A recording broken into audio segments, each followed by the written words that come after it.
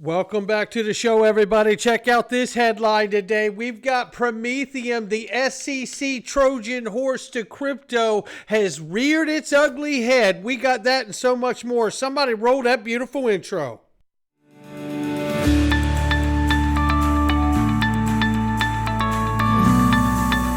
Digital Perspectives with Brad Kimes. Come on in.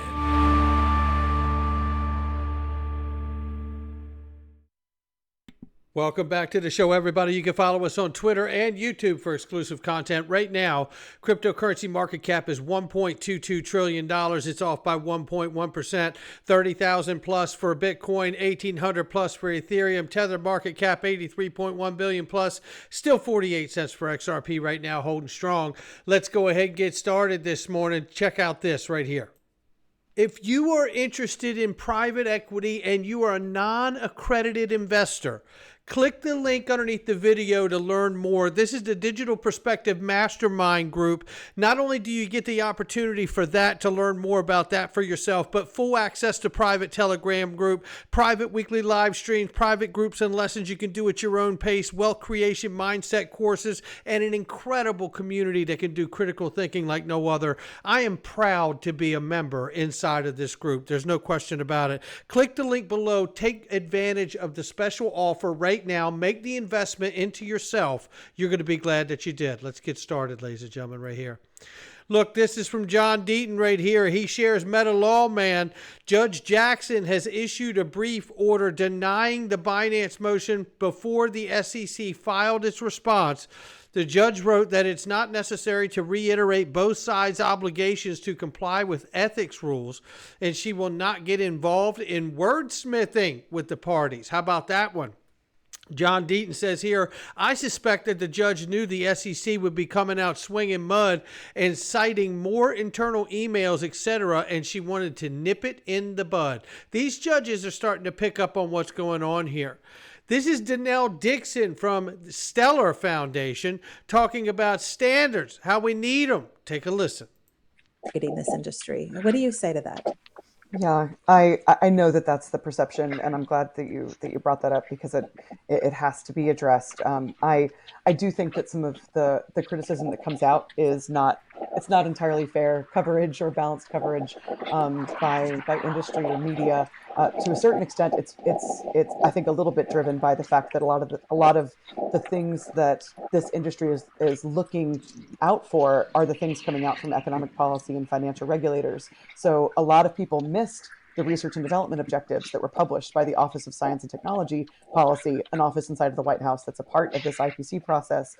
And then, of course, the National Standard Strategy, which, of course, who doesn't love standards? I know Stellar loves standards. Yeah, right. And distributed ledger technologies were once again listed as a critical technology for national security benefits that needed to be preserved. And A critical technology for national security benefits. How about that? You like that one? I like that one a lot. Anthony Welfare, Ripple advisor, sharing here, Pyrrhus Technology says they're happy to share that after some great work together with RippleX developers, we have released a new version of the Ethereum virtual machine sidechain. Now, this is exciting, ladies and gentlemen. And Anthony Welfare says amazing work from our partners, Pyrrhus here, helping develop the XRP ledger for growth and use cases for real-world challenges. No doubt about it. Interoperability, baby. Finastra advances its instant payment strategy with FedNow service certification. You know, this is just getting bigger and bigger. What will July, August, and going forward look like?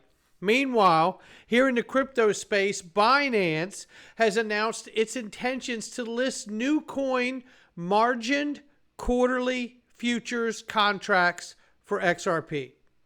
Now, this will be spot, I believe. Is that right? No. It's these are margin quarterly futures contracts for XRP. But there was a recent Fidelity. That's what it was. Yeah, Fidelity. That's why I got the two mixed up there. So we'll see what goes on with that with margin quarterly futures contracts for XRP and other assets, but we'll pay attention to that too. But this just in now, just moments ago, really, and that is $4.2 trillion asset manager Fidelity to file for a spot Bitcoin ETF. Now, this is the holy grail product that Bitcoin lovers have been after, is the spot Bitcoin ETF, not the futures, which just got approved, right? So we will keep an eye on that as it comes together. Now, listen. First of all, shout out to Laura Shin. She did a great job on this interview here. Rodrigo Sierra here from Special Counsel at Paradigm, and Aaron Kaplan, the Dark Knight here, the CEO of Prometheum, the SEC Trojan Horse, I believe. And I tell you, this guy is an arrogant you-know-what. Boy, I'm going to tell you something. I'm going to play this clip, and I want you to notice how quickly Aaron Kaplan from Prometheum skips over the question when asked directly from Rodrigo, who issued Ethereum? Take a listen. Issuance issue. Yeah. Wait. In regards to who's the issuer of Ethereum? Honestly, it depends. You can argue at some point it was the Ethereum Foundation, but you'd have to look specifically into it. In regards to if our business can work or not, Rodrigo, if see how quickly he hopped off of that one?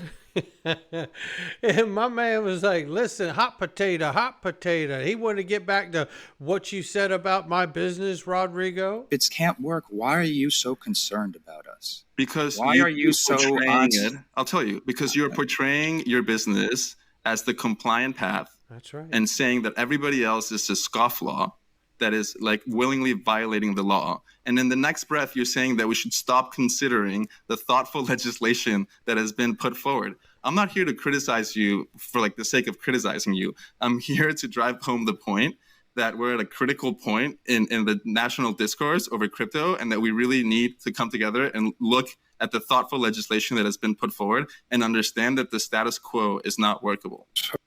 Now, what's interesting about this interview, and it was a very good interview that was heated at times, moving through it quite often. And I got to say, Laura Shin did a better job than I thought she was going to do. With respect, Laura, I didn't think you were going to get as deep as you were, and I'm going to celebrate that right now. However, I do have to highlight the fact that Laura Shin and nobody on the program wanted to go any deeper about who issued Ethereum and the fact that Ethereum was an unregistered ICO, and stick that up Aaron's ass, because Aaron claims that he knows how to follow the rules.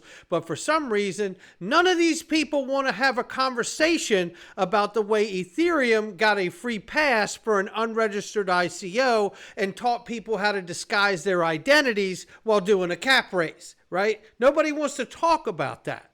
That is interesting to me. I think that is very noteworthy. However, I do have to give it up to Laura that she did challenge him over Prometheum being backed by multiple companies affiliated with China and CCP. Let's take a listen to this clip here. Confusing Prometheum from Rome, man. Come on. That's for sure. Okay, I have a question. I have a few questions, Aaron. So a few weeks back, a Wall Street Journal opinion piece by U.S. Senator Tommy Tuberville mentioned that one of your investors is Shanghai Wansheng Blockchain Inc. And just to give people some context here, Wansheng Blockchain Group was an early investor in Ethereum. They bought Ethereum tokens in September 2015. However, Tuberville's op-ed noted that its founder, Liu Guangqiu, is a faithful member of the Chinese Communist Party. The piece mentioned Tuberville believes this is how the CCP is trying to wield influence in the U.S. financial system. What response do you have to this notion that the Chinese Communist Party is trying to infiltrate the U.S. financial system by having invested in Prometheum? I think that Senator Tuberville's comments were specious as incorrect and stale based on old information. When there was a subsequent filing in, I believe, November 2021, it disclosed that in an omnibus agreement, all joint development was terminated with Wansheng. And basically, we had both a CFIUS inquiry and an SEC investigation, both of which looked into the relationship, particularly with Hashkia and Wansheng. The CFIUS inquiry was never turned into a full investigation, and the SEC basically subpoenaed us and asked us to provide all communications with any foreign entity up to that point. And basically at this point, we provided all requested information, and then thereafter, the SEC closed that investigation as well. Because you were absolutely affiliated with a China CCP-backed company, right? Companies. this is what's interesting here. Aaron never says, no, that doesn't happen. Aaron says, yes, that is true. We took their money. But I'm telling you now, now that we took their money and got well off of CCP money, right? But we don't need them anymore. So then we just got them out of our structure. You know, I have trouble with that on so many levels, right? Basically, we then took actions to make sure that there was no access by anyone to any foreign information. All development was brought in. Yeah, we got holy after we did the dark stuff, right? I went out and I did the sinning, but today I want to be at church, you know what I mean? I'm going to get right today because what I did was really wrong, right? That's what it sounded like to me. In-house, basically everything was developed by Prometheum in America, and Prometheum is an American-born, bred, and controlled company. So basically... No, it's not born and bred, right? Because you took CCP money and admitted that and embraced that fact and said then you decided to get holy after that. I think that the senator's comments were could have been avoided if he had done proper research. Okay, so Wan Sheng doesn't have any information on customers. Nope. Okay. But does Wan Zhang have a backdoor into the entire system at all? Because they built it apparently. And if Prometheum could find other investors to buy them out of the cap table, would you consider doing that? It would be something if we would consider if it made sense. Basically, when you're a young startup, you're looking to have a relationship with major entities in the space. And as we've seen with Hashkey and Wang Zhang's relationship with Ethereum, they were a major player in the space. And as we move forward, we realized that it was not in our best interest to continue any joint development. There it is. There was the excuse and then the realization, right? You know, everyone's doing it, right? We're going streaking through the quad. Everyone's doing it. You know, we took the money, but then after we got up and got running, we realized, man, you know, that we can't be affiliated with the people we just took the money from. In and brought everything in-house and basically made sure that all development is done by Prometheum people. Internally, we control all intellectual rights and property to anything we've developed, and everything is housed in the United States. Yeah, I was bad, but I'm good now. I've seen the light. Meanwhile, right here, boy, I tell you what, don't mess with this Twitter sleuth community. Boy, I'm going to tell you something. Boy, they will find out something in a minute.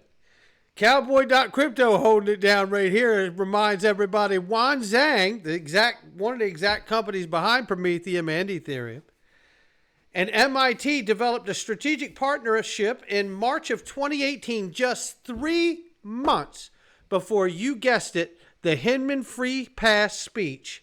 At the same time, Gary Gensler arrived at MIT to teach blockchain. What are the odds? Are there any coincidences? There are no coincidences, ladies and gentlemen. Wan Zhang Group and MIT made plans to jointly build an international scientific innovation center, an advanced institution for applied sciences, and hangs out. This is the concern, ladies and gentlemen. The question remains, why did Gary Gensler give a special purpose broker-dealer's license to Sam Bankman-Fried and FTX when anybody could look at their books and see that it was a dumpster fire? Why did Gary Gensler and the SEC give Prometheum a special purpose broker-dealer's license, knowing they had multiple companies that invested in them in the early days by admission of the CEO himself that were CCP affiliated? Not financial advice from me or anyone else. It's just my digital perspectives. I'll catch all of you on the next one.